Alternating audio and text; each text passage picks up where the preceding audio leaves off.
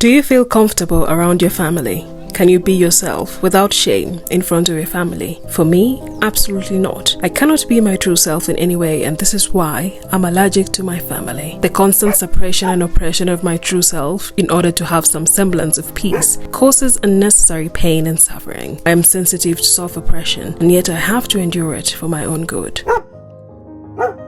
I could definitely decide to be my true self around them, but the price to pay for that is much greater than what I have to pay for playing the role of the woman they envision me to be. I know this because I have been bitten many times to know that sometimes momentary self-oppression is the best way to evade lifelong trauma. I come from a patriarchal family, and this means that my existence as a woman is always seen as second to that of man. The men in my family feel like they have a right to dictate how the women and girls should live. I was praised as a good daughter for a long time precisely because I followed the script, the blueprint that was written by the men. I didn't dare question, and in return, I got everything I wanted, including going abroad, which ended up being a double-edged sword that opened me up to my own world, but it also made me see the true colors, the true nature of my family members. It made me realize that to be a daughter that deserves to be called one in their eyes, I had to give up the path that I wanted to charter for myself. But I will not do that. So does that mean that I'm a bad daughter? Would you rather a dead good daughter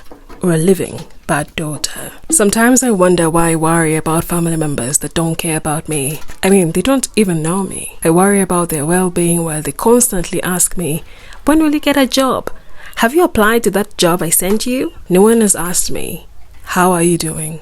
What is your plan for your life?" They don't say it to my face, but I always hear them murmuring, talking about how much of a failure I am because I'm not chasing the proverbial great job with a hefty salary that will help them achieve the dreams they sacrificed in their youth to establish their families.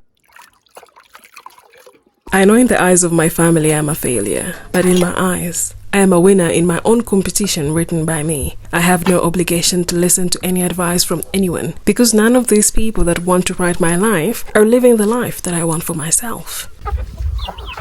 I remember my aunties telling me about how they were denied land as inheritance after the death of my grandfather because they are women. And yet, when I look at the men in the family, when they have their ups and downs, more especially the downs, my aunties have always put everything aside, even their own families, in order to fully show up for their own brothers. I hope I'll not be as grateful as my aunties have been. You cannot undermine my existence because of my womanhood. And when life gives you bitter lemons, you expect that this very existence you undermine to drop everything to help you navigate your sorrows, to drop everything to help you make lemonade. And this is why I write. This is why I make these videos, so that I can remember. One of the things that made me not appreciate my time in France enough was because I forgot. I kept on wasting my time thinking and worrying about people who only saw me as their ticket out of their miseries. They didn't care for my humanity. They didn't care for how I was doing. I forgot so many times that it cost me a whole lot. So now I want to remember everything. I know my brain cannot hold it all, so I write and make videos as my second brain to always remind myself, to always transport myself to my past, so that my future self can understand exactly how much she had to endure in order to sit in the glory of her dreams without apology. I want her to remember that she didn't do it by luck. She did it by not giving up, by persevering, by showing up for herself, even when everything in her was crumbling down. I want her to know that she has always had herself. Even in the deepest depths of darkness, she crawled her way into the light on her own, while her so-called family looked at her, laughing at her bloody and muddy mess. Did you know the kind of family you're born into largely determines the kind of person you'll be and the kind of life you'll lead? Most times, we end up mirroring the behaviors of our parents or the exact opposite, depending on how we interpret our experiences and how we perceive ourselves in these situations. We often see how a lot of children who bully other children replicate the bullying they face from their own parents. In these cases, these children see their parents as God. Therefore, they cannot dare acknowledge that they might be wrong. Hence, whatever atrocities they do, they rationalize that they are right in doing so, and that means they as the children can do the same to others without feeling an ounce of guilt. And then there's other children who, when they experience bullying, because they don't want to feel like a victim, they replicate abusive behaviors as a way of taking back control. And then there's other children who become the complete opposite. They become extremely kind and empathetic and seek to help others because they are able to separate themselves from the behaviors of their parents and most often acknowledge that their parents can be wrong. They're human beings after all. Ultimately, how you're able to handle situations in life comes down to the kind of parenting you experience and even how you view your parental figures. If you exalt them so godly high, you're bound to make the same mistakes. If you reflect on their actions with the knowledge that they are imperfect human beings,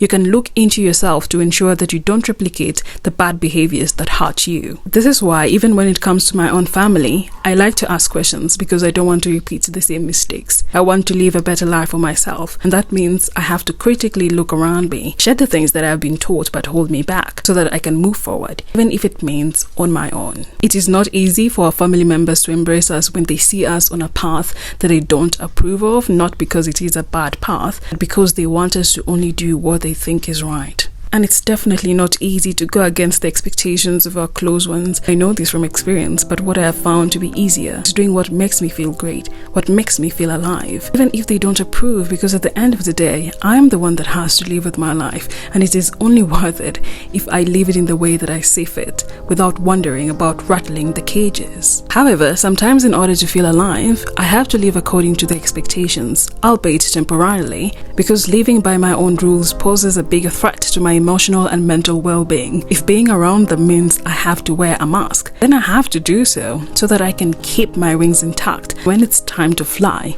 I can do so without unnecessary baggage. And yes, I know I don't have a perfect family, but it doesn't mean that I have to give them a pass just because they are family. I will cherish every moment I have with them, even if I have to hide myself to see them smile, because one day I will open the cage I willingly stay in for their sake. Once I'm gone, I'll become the auntie that never comes home, the one that my nieces and nephews will hear about, see on YouTube and wonder, why don't we ever see her in flesh? Maybe the family I was born into is not perfect, but I can always create my own perfect family, even if it means creating a one-person family. After all, I'm the only person that has the privilege to live with myself for the rest of my life.